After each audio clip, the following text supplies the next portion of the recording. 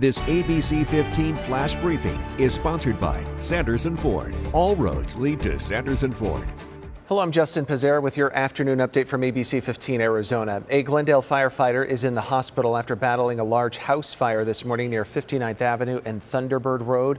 We're told 4 people lived in that home. They all made it out safely. Investigators say large illegal aerial fireworks were found across the street, which is being investigated as a possible cause. New details now following the second cleanup of the zone. That's the homeless encampment near downtown Phoenix. Our news partners at KTAR are reporting the Office of Homeless Solutions offered assistance to 43 people living in that area. Of those, 32 accepted that offer. As for those being moved out of that zone, many of you have been asking, where will they go now? ABC 15 was there as several different people accepted services and then packed up their things to be stored by the city after being checked into the shelter. We spoke with one woman who is worried she might never see her stuff again. One storage bin, and I've got 3 dogs worth of stuff, me and him, this whole area. Yeah, one storage bin isn't going to work. Andrea says that she has been in and out of shelters and homelessness for more than 10 years.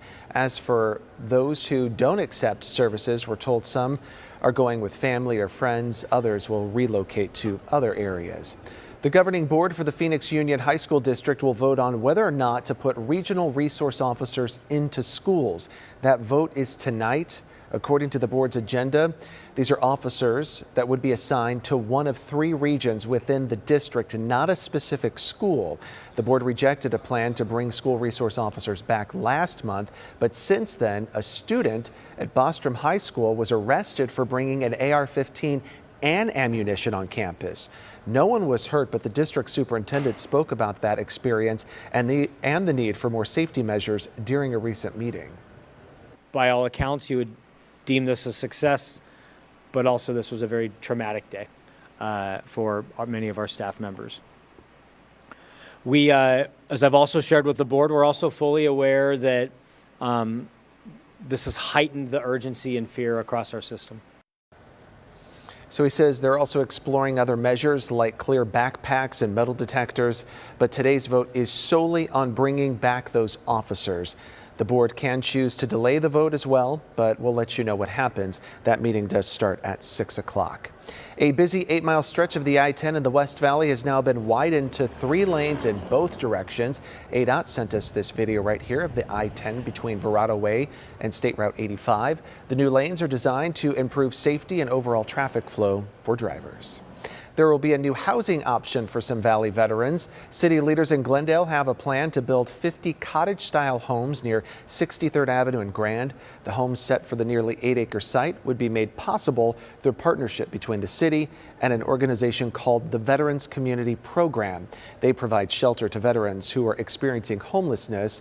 Leaders of VFW Post 1433 plan to donate a portion of their property to build a community help center. The mayor says a veteran only needs to show their discharge paperwork and commit to the program to help them transition. Everybody has different needs. They have specific things that they have to do in order to get their lives back together. So there's counselors that will work with them. According to the mayor, the project is estimated to cost about $20 million. The funding, he says, will come from various sources.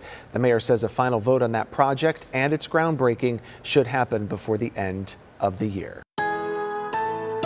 Time for your most accurate forecast. I'm meteorologist Iris Hermosillo. Temperatures are falling still after reaching a high of 94 yesterday. Today we're down to 92 degrees. That puts us about 8 degrees below the average high for this time of year. A cooler day in the valley and those temperatures below normal across much of Arizona with that high up to 65 in Flagstaff, 77 in Sedona. Kingman will top out in the low 80s, only upper 60s for Show Low and Window Rock, and mid to upper 90s in western Arizona. Winds are also easing up around the state today, and that'll be the case again tomorrow too as we begin our next warm-up. For northern Arizona, though, we'll have to watch for some showers, maybe a few thunderstorms the next few days. Really, that chance will continue through the weekend into next week across that northern half of our state as we track not just one storm system that's coming through today, but another one that comes in next week. For the valley, though, those rain chances at less than 10%, so we're staying dry every day. It'll get hotter with highs in the hundreds Saturday, Sunday, and Monday, but the 90s are back next Tuesday.